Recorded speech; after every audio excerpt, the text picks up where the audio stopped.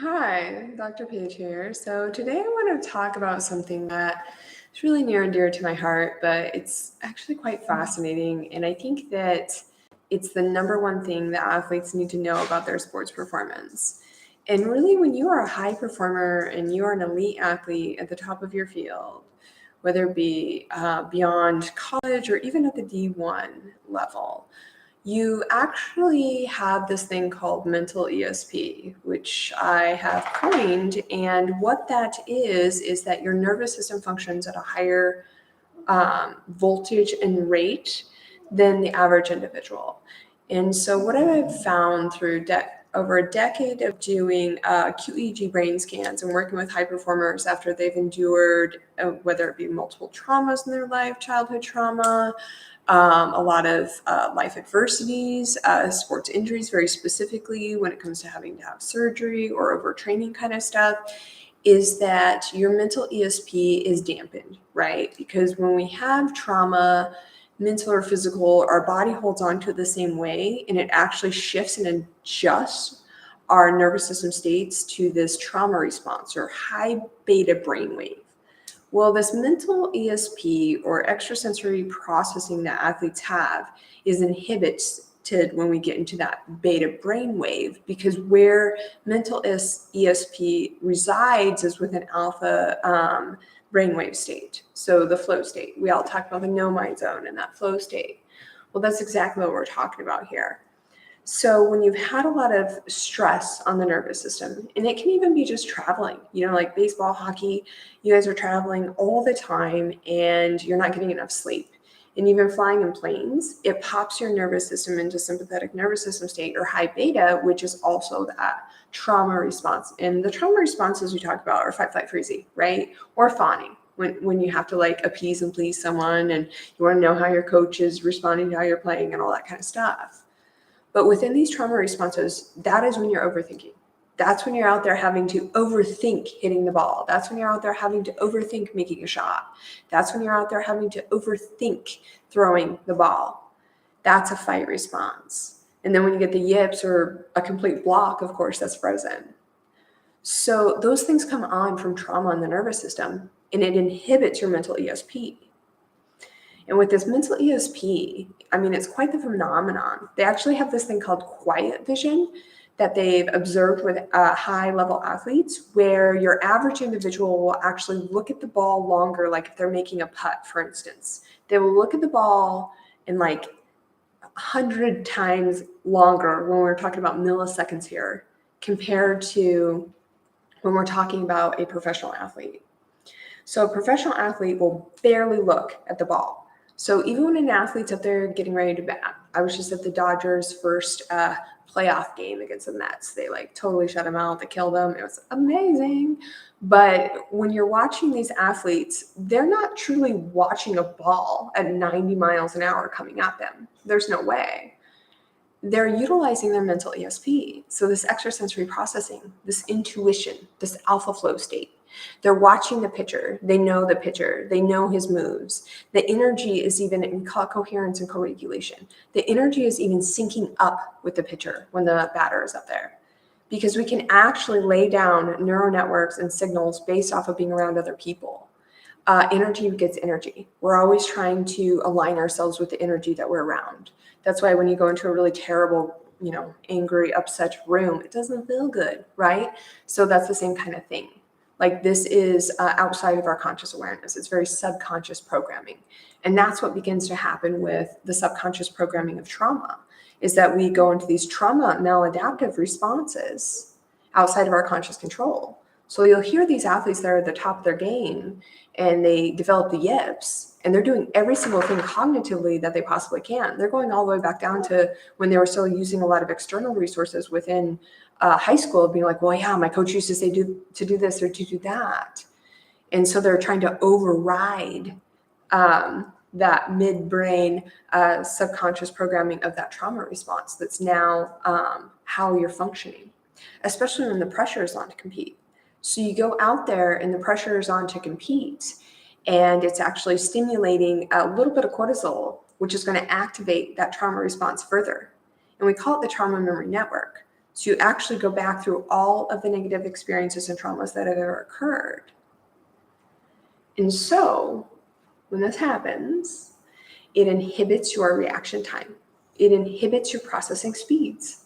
And we've seen this on QEEG brain scans. I do this QEEG brain scan called the WAVI, and it's a P300 assessment, meaning how many milliseconds does it take for you to hear a ding in an ear and click a mouse? And so when you're performing in this mental ESP optimal way, you're right on point, right? You're faster than 300 milliseconds. But once you've endured trauma, sometimes that even doubles, especially a head injury. So if you get hit in the head, it's like regionally of the 19 leads that we put on the brain, we will see where you got hit, and that can be like 300 milliseconds sometimes. That region of the brain is not being recruited to work. The whole thing about being an elite performer is having an optimized frequency nervous system, which stays in alpha brainwave, alpha flow state all the time. That's where our intuition is. Because every single athlete beyond high school who's no longer using the external resources of coaches and instruction, it should be fine-tuned motor skills. It should be subconscious programming of peak performance and intuition and just going. Reading the cues of the pitcher, reading the cues of the base runner to see if they're going to steal a base. This is all subconscious. This is all energy. And really just optimizing your nervous system's frequency and output, which we have various things to do that. The photobiomodulation light therapy, the audiovisual entrainment, sounds, and then of course, what I'm always talking about, which is the Alpha Imprinting, which is a 10-week process that we do to completely reprocess, desensitize, expel the trauma response from your body, that shock that occurs when we go through mental or physical trauma, so that you restore your reaction time. It can even enhance it by 50%. So if you're out there playing and you're thinking, yeah, I've slowed down, I'm overthinking, I have performance anxiety. Well, sports performance anxiety is a trauma response. That's the fight. I don't want to be here. The body arousal is occurring. So if you're having any of those things, you're in a trauma response and you're only doing yourself a disservice. I mean, it's really that simple. It takes 10 weeks. I work with someone, you can come in. I'm here in California and have a boutique office, but I can literally show you on a brain scan that we enhance your reaction time.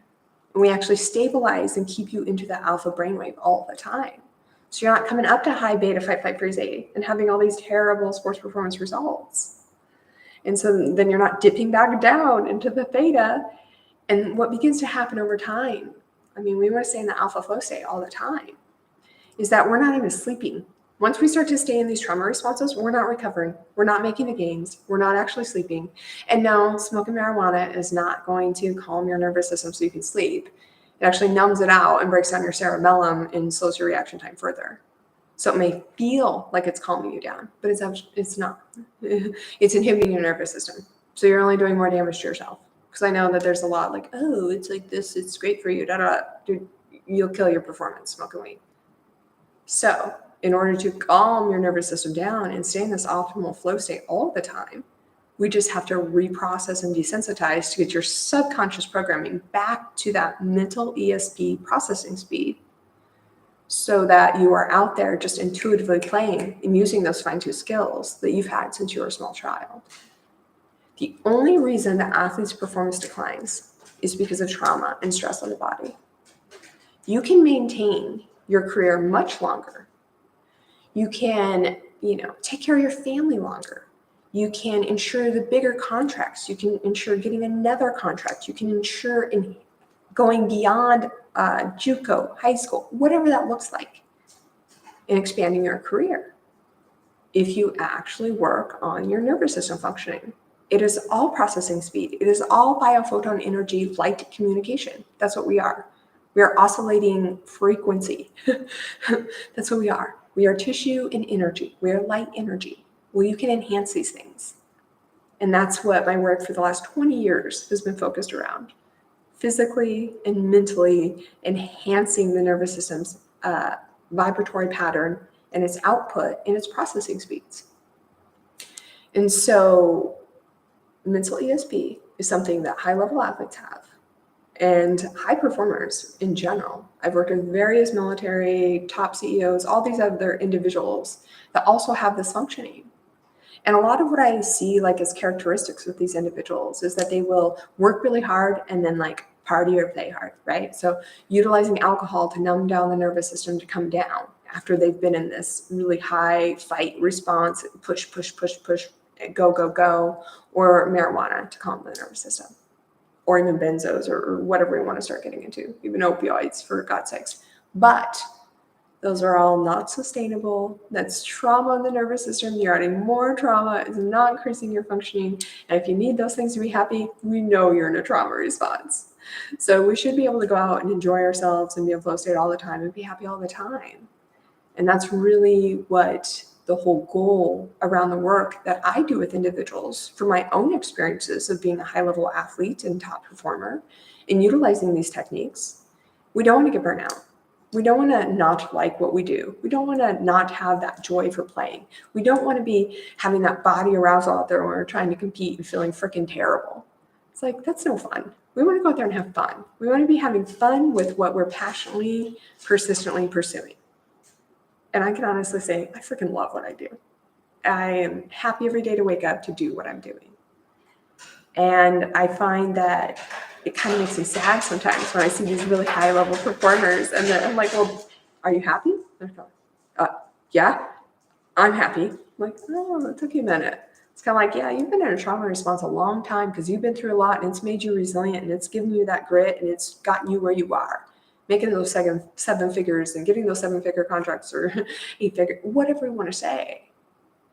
But to truly be happy, intuitively playing, intuitively working in flow state, no body arousal, no performance anxiety, no blocks, no lack of focus, no burnout feelings, no not sleeping enough, no not getting enough sleep, not being able to fall asleep, stay asleep. All of these are signs that we could be in a trauma response and not living to our optimal nervous system functioning and our optimal love of life enjoyments and really, participating in interpersonal relationships in our community in the best way possible.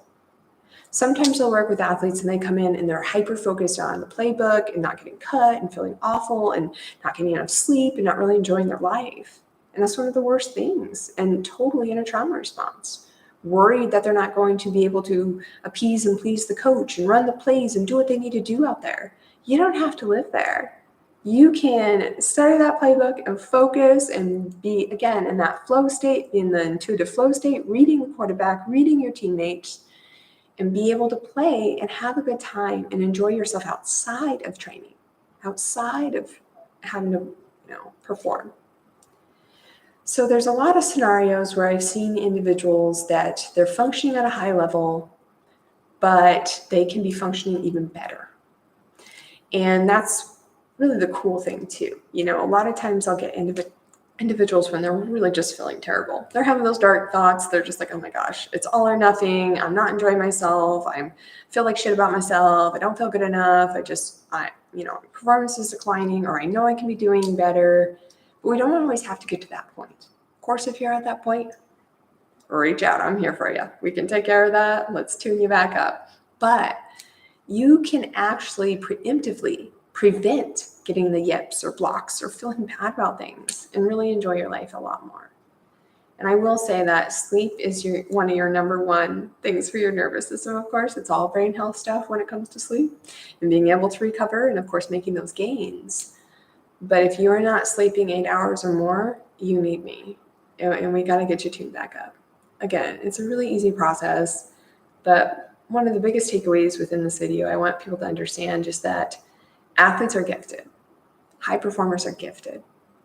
And we want to nourish and nurture that gift. We don't want to let the gift go down the toilet because we've had too much trauma. And trust me, I've heard it all. When you're working with me or anyone that I've trained, we're trauma experts for a reason. We've been through it. Nothing surprises us, and there's nothing to feel shame or guilt or anything around. When we're in our trauma responses, we don't always do things that we're proud of because they were survival. And yeah, life is cutthroat sometimes, you know, but when it comes to disclosing these things and healing from these things, it's really important that we talk about them, that we fully process them. And it's so freeing because you really don't have to go through it alone. And I think that's one of the bigger things that even in my process that started out very young, when I was 17, going through my struggles with sports injuries and adversities, alcoholic father, all these kinds of things, is that it was so freeing to know and be validated around some of what I was experiencing, that it wasn't really about me. It's about a lot of what was going on around me. And then being able to take a diagnosis of, hey, you'll never run again, you got this congenital issue, and then being able to run in college and continue. I run every day. So being able to push past those things and going through those things, we can absolutely do, but really with the help of that healing environment with someone is where that magic happens. So all you athletes, all you high performers, let's nourish your gift. You are gifted. It's called mental ESP. Your extrasensory processing ability, your nervous system capacity. It's really cool when we start looking at neuroscience and science in general. But if you want to take your performance to the next level, stop the yips, stop bulking, prevent the yips, prevent bulking, prevent losing your contracts, preemptively prolonging your career. Or if you're feeling like shit, reach out, go ahead and comment on this video, or you can find me on all socials at Sportside Page.